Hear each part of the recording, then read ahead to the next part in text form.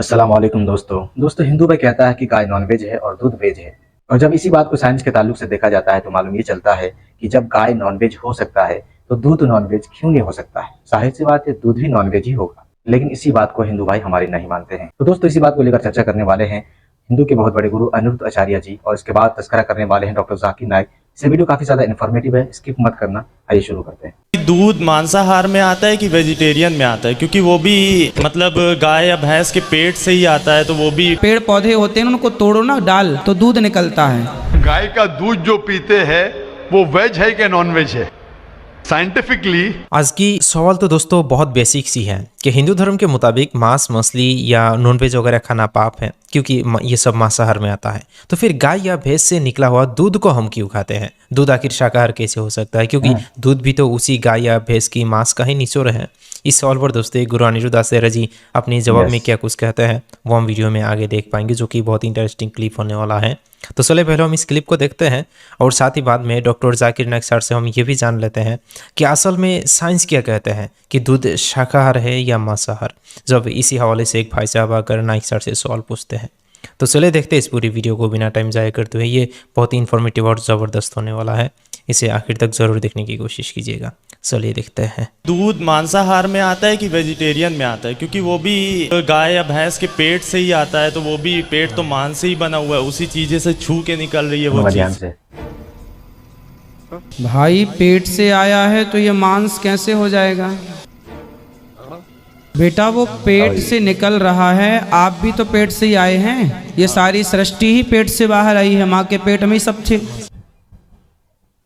फिर हम लोग का संस्कार होता है तब हम लोग शुद्ध होते हैं। हाँ, तो दूध भी तो पकाया जाता है, उसका भी तो संस्कार होगा, शुद्ध हो गया। तो मतलब जब तक पका नहीं तो वो नॉन वेज है। ना उसको नॉन वेज नहीं। दूध को अमृत की उपमा दी गई है। मांस से दूध की तुलना करना ये अपने आप में एक बहुत बड़ी मूर्खता है। ठीक है। गाय का जो दूध है वो पीने के लिए ही ईश्वर ने बनाया है। भगवान कृष्ण ने भी गाय का दूध पिया, दही खाया। यही नहीं, अभी और सुनिए। भगवान को दही चढ़ता है, भगवान ने मक्खन खाया। तो जो भगवान ग्रहण करते हैं वो हम ग्रहण कर सकते हैं, वो मांस नहीं है। आप कहाँ थे ज्ञानी बाबा? गाय को तो जैसे माता मानते हैं तो वो तो समझ में आता है कि उस रूप में वो स्वच्छ हो गया। हाँ। लेकिन कोई अगर बकरे का पीता है या किसी बकरे कहाँ दूध देते हैं? बकरी का आर यू कॉमेडी मी? देखो बात तो ये है, पेट से ही आता है। अच्छा देखो, चारा तो सब खाते हैं, जैसे रोटी दाल तो आपकी माँ भी खाती है, रोटी दाल तो आप भी खाते हैं।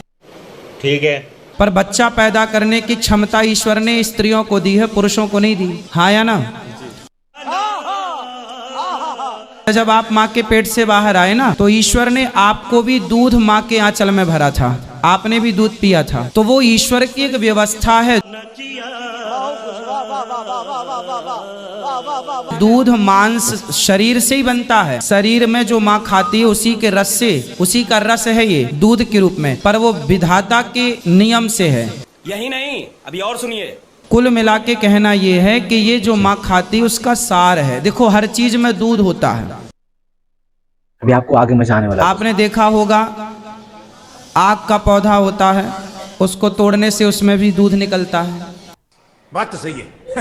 बहुत सारे पेड़ पौधे होते हैं, उनको तोड़ो ना डाल तो दूध निकलता है, लिक्विड पदार्थ निकलता है। हाँ या ना? वो भी एक प्रकार का दूध है। तो कुल मिला के ये मान लेना चाहिए कि भगवान ही बच्चे के पेट भरने के लिए माँ के माध्यम से दूध की सप्लाई करते हैं। शाबाश बेटा, बहुत बढ़िया मुन्ना।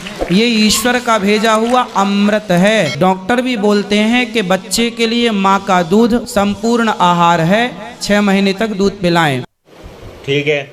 आज पैदा हुआ बच्चा क्या अन्न पचा सकता है? जोर से नहीं।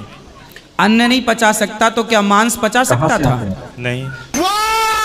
Very dangerous. तो जब वो मांस नहीं पचा सकता था, इसलिए तो भगवान ने अन्न और मांस के बीच के दूध अमृत के रूप में प्रकट किया कि भाई ना तुम मांस ना तुम। मैं नहीं मानता। इसलिए अमृत कहा गया है दूध को। मांस से तुलना करना ये भी अपने आप में मूर्खता है।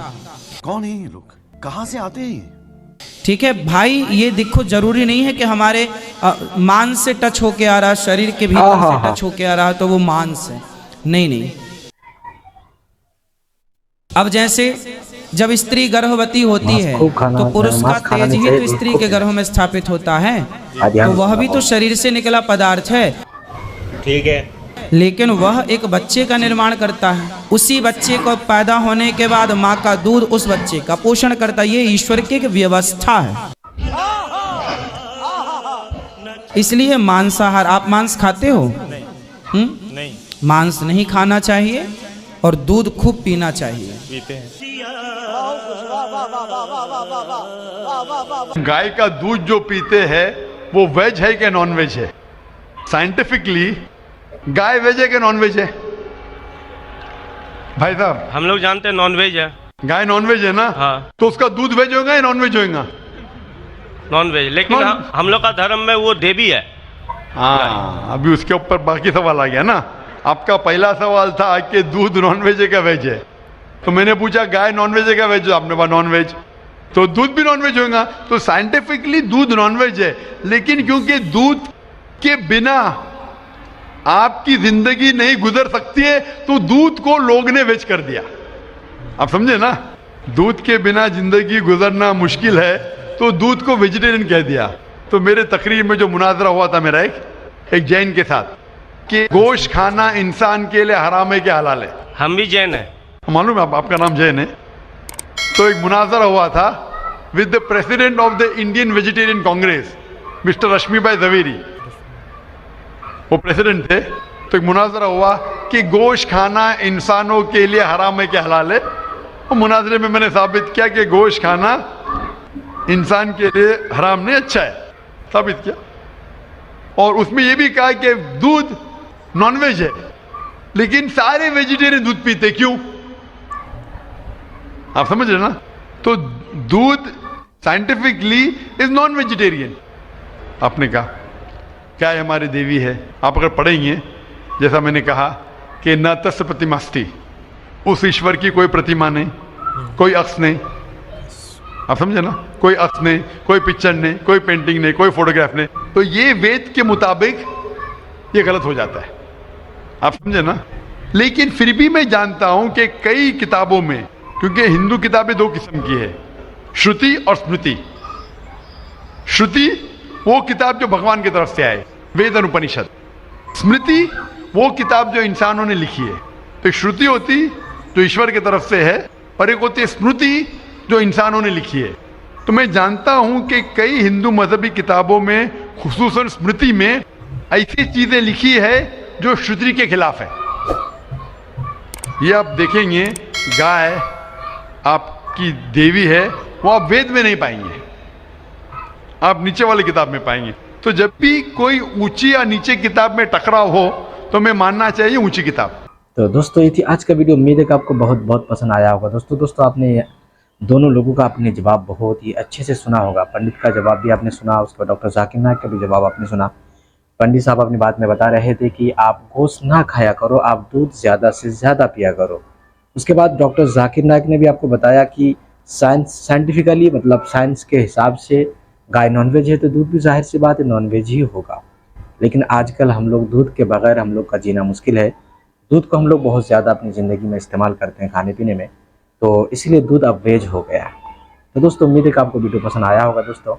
दोस्तों इस वीडियो को ज़्यादा से ज़्यादा शेयर करें, ज़्यादा से ज़्यादा हमारे भाइयों तक पहुँचाएँ। चलिए दोस्तों, आज के लिए बस इतना ही। नेक्स्ट टाइम फिर किसी और अच्छे वीडियो के साथ मिलेंगे। तब तक के लिए खुदा हाफिज़, अपना ख्याल ज़रूर रखिएगा। अस्सलाम वालेकुम।